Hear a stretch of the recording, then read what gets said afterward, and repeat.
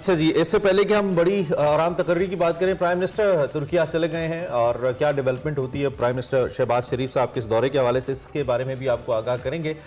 لیکن آپ کو معلوم ہے بڑی چہمگوئیاں تھیں، بڑی کیاسارائیاں تھیں، اور میں آپ کو بتاؤں بینگ اے پاکستانی بڑا ڈر تھا میرے دل میں کہ خدا نخواستہ کوئی ایسی صورتحال نہ پیدا ہو جائے جس سے کوئی بحرانی کیفیت ہو. لیکن اس سے پہلے کہ ہم ان ڈیٹیلز اس خبر پہ بات کریں، خراج تحسین ہے تمام سیاسی جماعتوں کو، ان کی لیڈرشپ کو، جنہوں نے اس اتنے اہم مسئلے کو خوش اسلوبی سے حل کیا. اور آج ہماری جو پاکستان کی آرم فورسز ہیں، they have the new chief, اور یہ سب پولیٹیکل پارٹیز کا کریڈٹ ہے، اس میں کسی کا کریڈٹ ڈسکریڈٹ نہیں ہے. یہاں سے ہم شروع کرتے ہیں. جنرل عاصم منیر نئے آرمی چیف بن گئے. بالکل، جو صدر پاکستان ہے انہوں نے اس پہ سائن کر دیے سمری کے اوپر، جن کے حوالے سے خاصے ڈر اور کنسرنز تھے، لیکن وہی بات عمران والی کی بڑے بہتر انداز میں یہ سارا معاملہ جو ہے طے پایا، اور general Sahir Shamshad Mirza joint chief of staff committee مقرر ہو گئے ہیں. جنرل عاصم منیر کی اگر ہم بات کریں تو 70 میں جو ہے وہ سپہ سالار ہوں گے، جو جنرل قمر جاوید باجوہ کی ریٹائرمنٹ کے بعد پاک فوج کی کمان سنبھالیں گے. جبکہ جنرل ساحر شمشاد مرزا کی تعیناتی کا اطلاق 27 نومبر سے ہوگا. لیکن گزشتہ روز سمری پر صدر کے دستخط سے پہلے شدید ایک ہجانی سی کیفیت دیکھنے میں آئی. عمران خان صاحب کے بیان کو لے کر اہم تعیناتی میں تاخیر اور التوا سے متعلق کئی قیاس آرائیاں بھی سوشل میڈیا کے اوپر گردش کرتی رہیں، افواہیں بھی آتی رہیں. لیکن اس سب کے باوجود صدر کا جو دورہ تھا اس کے حوالے سے لاہور جو انہوں نے کیا، اس نے مزید اضافہ کر دیا. سمری پر دستخط سے پہلے وہ ہنگامی طور پر لاہور پہنچے. زمان پاک میں عمران خان سے 45 منٹ تک انہوں نے ملاقات کی اور نئے آرمی چیف کی تقرری سے متعلق آئینی اور قانونی امور پر مشاورت کی. اس میں دلچسپ بات جو تھی نا، وہ چودھری شجاعت صاحب کی سٹیٹمنٹ تھی. انہوں نے کہا کہ صدر صاحب کرکٹ کے حوالے سے، پاک انگلینڈ سیریز کے حوالے سے ڈسکشن کرنے پہنچے. خیر، جب صدر صاحب واپس اسلام آباد پہنچے تو سمری پر دستخط کی اور یوں معاملہ کسی بڑے تنازع کے بغیر خوش اسلوبی سے طے پا گیا. زیادہ وقت بھی نہیں لگا. اہم تعیناتیوں کے بعد تحریک انصاف کی جانب سے ایک اعلامیہ جاری کیا گیا. نئی فوجی قیادت کو مبارکباد دی گئی اور توقع کی گئی کہ نئی فوجی قیادت آئینی حقوق کی بحالی اور جمہوریت کے لیے اپنا کردار ادا کرے گی. عوام کو نئی سیاسی قیادت چننے کے حق کو تسلیم کیا جائے گا. اب یہاں پہ ناظرین سوال یہ ہے کہ توقع کے برعکس نئے آرمی چیف کی جو تعیناتی کا معاملہ ہے، جس پہ اتنی زیادہ بحث ہوئی، میڈیا کے اندر بھی ہم کرتے رہے، آپ لوگ بھی آپس میں کرتے رہے، اس کے بعد جب یہ حل ہو گیا تو کیا سیاسی استحکام آئے گا، معیشت بہتر ہو پائے گی؟ نہیں، پہلا اور پرائم بنیادی کنسرن جو بھی آپ اسے کہیں وہ تو ایک عام آدمی کی بہتری ہے نا، عام آدمی کی زندگی ہے جو کہ بہتر نہیں ہو رہی ہے. اللہ کرے اس کے اوپر اب ہم سوچنا شروع کریں، آگے بڑھیں. ہمارے ساتھ لیفٹیننٹ جنرل ریٹائرڈ نعیم خالد لودھی صاحب موجود ہیں. ان سے ہم بات کرتے ہیں کہ وہ اس ساری صورتحال کو کیسے دیکھتے ہیں. جنرل صاحب، تھینک یو ویری مچ اور صبح بخیر. بہت عرصے بعد آپ سے ملاقات ہو رہی ہے ٹیلی ویژن. السلام علیکم، گڈ مارننگ. تھینک یو جی، بہت شکریہ. بہت شکریہ آپ نے ہمیں جوائن کیا. جنرل صاحب، اچھا ہوا یقینی طور پہ، عمومی طور پہ اتنا کنٹروورشل ہوتا نہیں ہے لیکن اس دفعہ بہت زیادہ ہوا، لیکن اس کے باوجود خوش اسلوبی سے ہو گیا. آپ کے خیال میں اس فیصلے کے کیا اثرات مرتب ہوں گے ایک عام پاکستانی کی زندگی پر اور ہمارے معاشی جو مسائل ہیں ان کو لے کر؟ جی بہت شکریہ. سب سے پہلے تو میں دونوں جنرل صاحبان کو مبارکباد پیش کرتا ہوں، آپ کی طرف سے بھی اپنی طرف سے، اور میرا خیال قوم کو مبارکباد دینی چاہیے. آپ نے ٹھیک کہا کہ بہت ہی ہیجانی کیفیت سے ہم گزرے، جیسے بہن بھی کہہ رہی تھیں، اور کافی ایک عجیب سا سراسیمگی کا ماحول تھا کہ پتہ نہیں کیا ہوگا کیا نہیں ہوگا.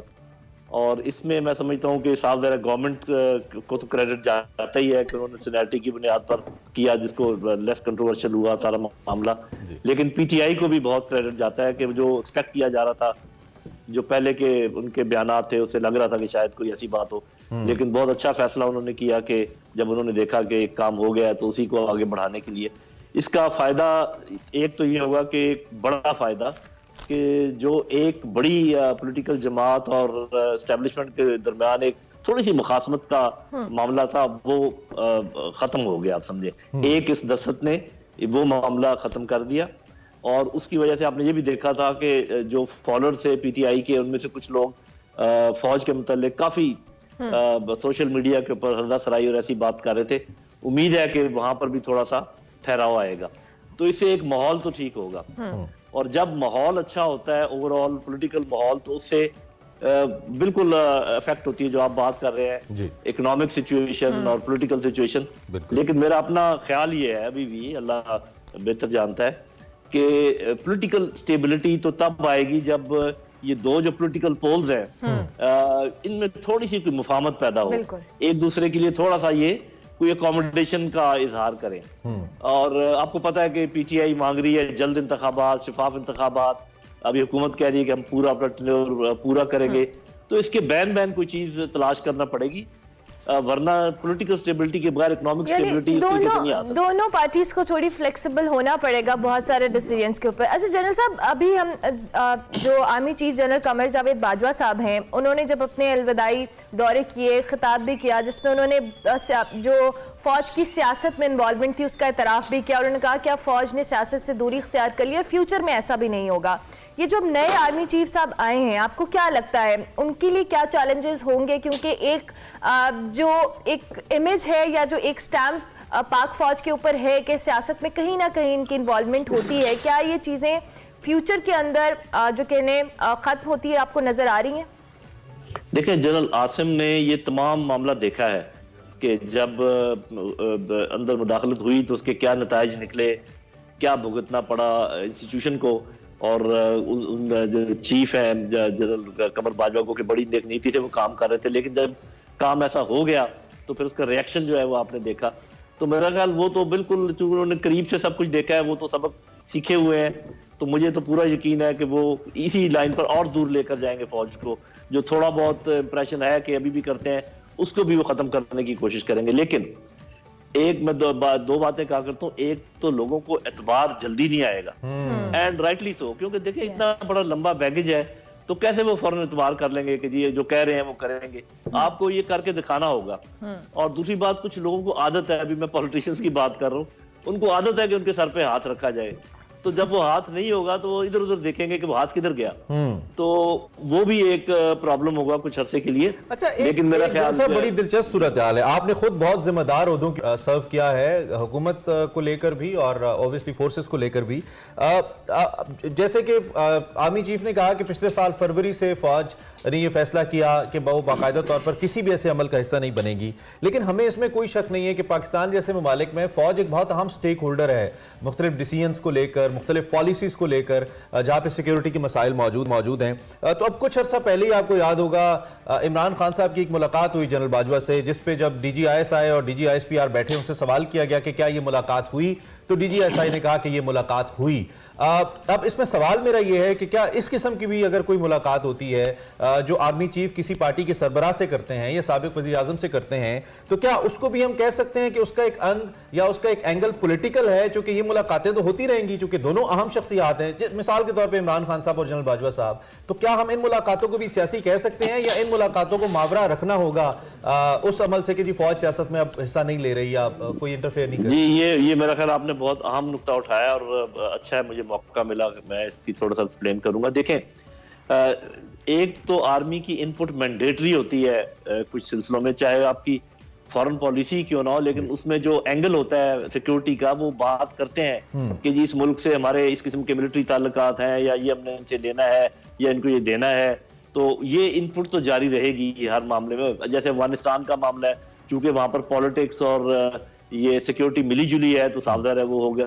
اور دوسری بات یہ ہے کہ ان دی نیشنل انٹرسٹ, فار ایگزامپل ابھی میں آپ کو کنکریٹ ایگزامپل دیتا ہوں کہ ایک طرف پی ٹی آئی ہے, ان کا ایک نقطہ نظر ہے وہ کھڑے ہوئے ہیں, ایک طرف پی ڈی ایم ہے, ان کا ایک نقطہ نظر ہے وہ کھڑے ہوئے ہیں, آپس میں ان کی بات چیت ہو نہیں رہی. مثال کے طور پہ پہلے تو جنرل باجوہ کی شاید وہ پوزیشن نہیں رہی تھی, لوگ شک کرتے تھے کہ شاید یہ کسی کی سائیڈ لے رہے ہیں, تو وہ ان کی ثالثی نہیں مانتے تھے.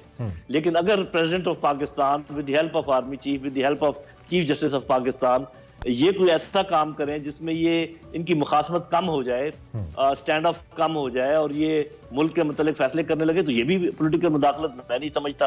تو یہ آپ بات کریں, بلکہ میں تو یہ کہتا ہوں کہ army chief justice of Pakistan اور پرائم منسٹر کو تو روز شام کی چائے اکٹھے پینا چاہیے, اور اس میں کیا حرج ہے, اس میں کیا پرابلم ہوگا, بلکہ وہ ملکی معاملات کے بارے میں میرے خیال میں دلچسپ پرابلم وہاں پہ آتی ہے جو ملاقات ہونے کے دنوں کے بعد خبر آتی ہے کہ ملاقات ہوئی ہے. اس میں سب سے بہتر حل یہی ہوگا کہ جس دن ملاقات ہو اٹ شوڈ بی آفیشل, پتہ ہونا چاہیے کہ دو لیڈران یا ٹرانسپیرنٹ ہونی چاہیے, ٹرانسپیرنٹ ہونی چاہیے, سب کو پتہ ہونا چاہیے. عوام کو آج کل کے دیکھیں عوام अवेयर भी हैं हाँ। और उनसे कोई बात छुप भी नहीं सकती। तो जब आप छुप कर करते हैं तो उसका एक नेगेटिव इम्पैक्ट होता है कि शायद पता नहीं कौन सी क्या बात है, conspiracy हो रही yes, है। yes. तो बेस्ट ये है कि आप बताएं कि जी मैं आज इमरान खान को मिलने जा रहा हूँ और मकसद ये है कि उनको मैं कहूँ कि जी छोड़े सारे मामले को, बिल्कुल। इसको हम ऐसे हल कर लेते हैं।